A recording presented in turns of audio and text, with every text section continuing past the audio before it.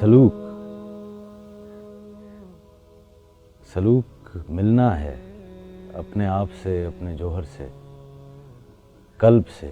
ہر انسان کو ہی لگتا ہے کہ کوئی ایک بہت بڑا راز ہے اس کے سینے میں جو مدفن ہے، کوئی ایک ایسی مسٹری ہے جو اس کو اندر سے ایک یرننگ کے اندر جو ہے وہ لے جاتی ہے، جو کچھ اسے نظر آ رہا ہے۔ انسان بے شک وہ دیکھتا بھی ہے، اس کے حواس میں بھی آتا ہے، لیکن اس کے ساتھ ساتھ جو ہے وہ ہمیشہ جو ہے وہ اندیکھا ایک سفر جو ہے وہ رہتا ہے، ایک ایسا راز جو کہ شاید اس کے خود اپنے سینے کے اندر دفن ہے، وہ اس سے تعارف جو ہے وہ حاصل کرنا چاہتا ہے۔ وہ ساری چیزوں کو دیکھتا ہے، لفظ کو دیکھتا ہے، لیکن اس کے معنی کی تلاش میں جو ہے وہ رہتا ہے۔ جب وہ دیکھتا ہے کہ میرا زمینی سفر ختم ہوا کسی انسان کا اور وہ مر گیا، کوئی سا بھی انسان، تو اب وہ جو ہے محمد عاصم نہیں ہے، اس کے بارے میں کہا جائے گا کہ یہ محمد عاصم کی ڈیڈ باڈی ہے جی، یہ محمد عاصم کی میت پڑی ہے۔ تو ظاہر میں تو سارے وہی گواہ ہیں، وہی آرگنز ہیں جس کے ساتھ میں نے اس زندگی کا سفر شروع کیا اپنی ماں کی گود سے، اور اب میں جو ہے وہ گور تک پہنچ چکا ہوں۔ تو گور میں جانے سے پہلے میرا فزیکل ایگزسٹنس تو وہی ہے، لیکن اب میں وہ رہ نہیں گیا، تو وہ کون تھا جو اس سے نکل گیا جی؟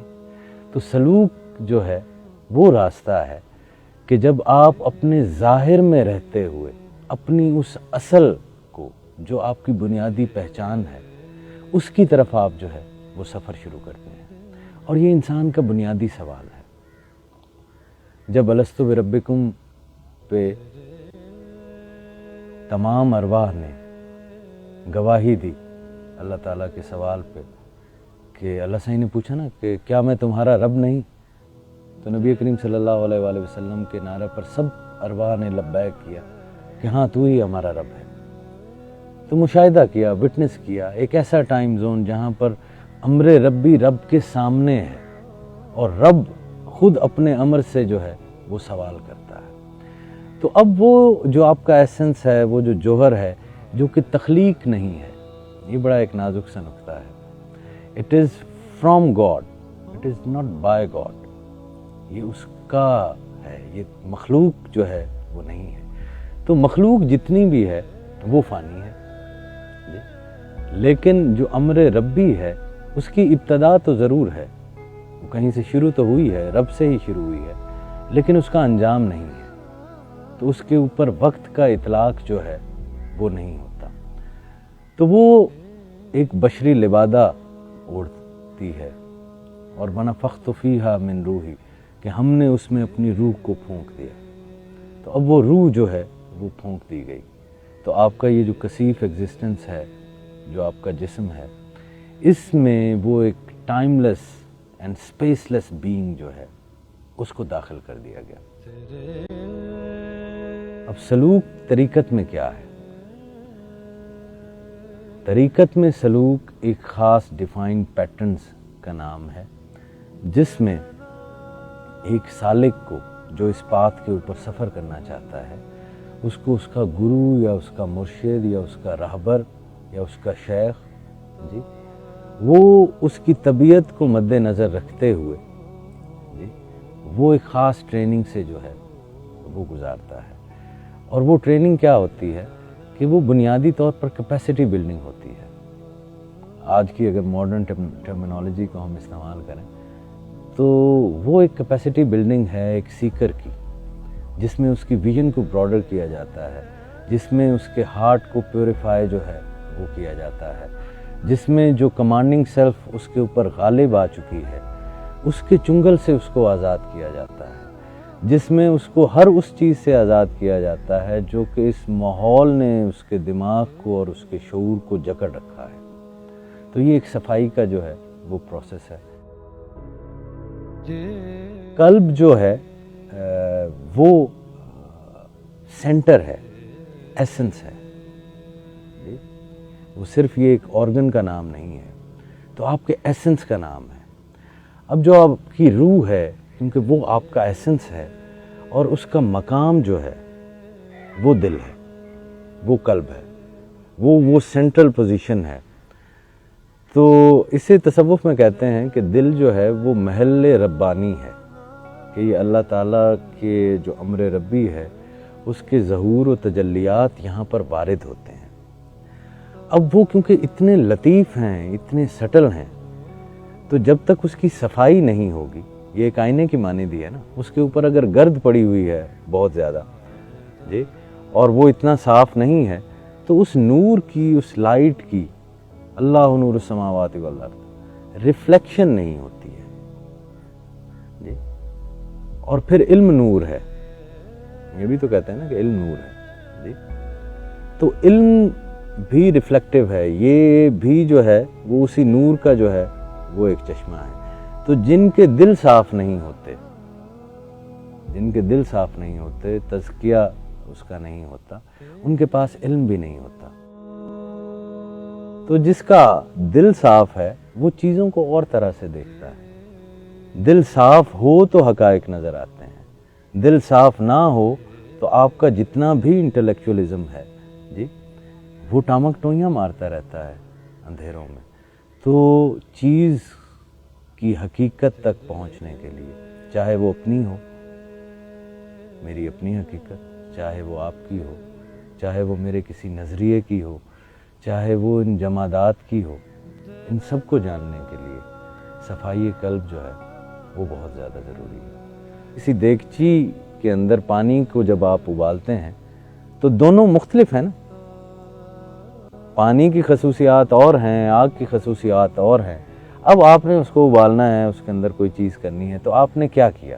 آپ نے وہ ایک پین رکھا، وہ ایک دیگچی رکھی جی، اور اس دیگچی کو جو ہے وہ کہہ دیا گیا کہ یہ برزخ ہے۔ وہ ایک میٹنگ پوائنٹ جہاں پر بلیک اور وائٹ دو اپوزٹس جو ہے وہ اکٹھے ہوتے ہیں، تو وہ ایک گرے سی لائن جو ہے وہ بن جاتی ہے، تو وہ برزخ کہلاتی ہے۔ اور وہ جو گرے لائن ہے وہی آپ کا نفس ہے۔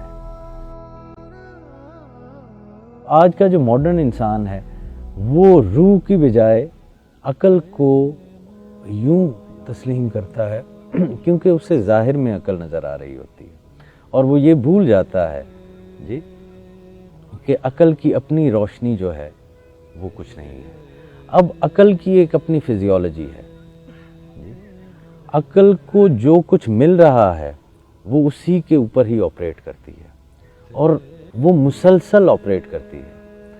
آپ کا دل جو ہے وہ تو کسی وقت کام کرنا جو ہے، آپ سانس بھی روکیں تو اس کی سپیڈ کو بھی مدھم جو ہے وہ کر لیں گے۔